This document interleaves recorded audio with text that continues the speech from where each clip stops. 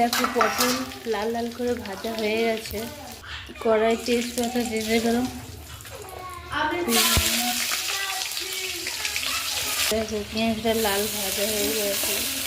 আদা রসুন বাটা দিয়ে দিলাম। রসুনটা লাল লাল ভাজা হয়ে গেছে। আলুটা দিয়ে দিলাম।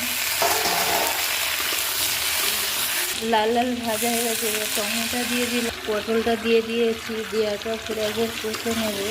আমাদের পরিমাণ মতন হলুদ গুঁড়ো দিলাম, লঙ্কা গুঁড়ো দিলাম, নুন দিয়ে দিলাম। আপনাদের পরিমাণ মতন আপনারা লঙ্কা হলুদ দেবেন, নুন দেবেন। একটু জল দিয়ে দিলাম। দিয়ে দেখো কষা রেডি। কষানো হয়ে গেছে। জল দিয়ে দেবো। পটলের তরকারি করছি, সে মাছের ডিম দিয়ে তরকারি মতন করবো। জল দিয়ে দিলাম।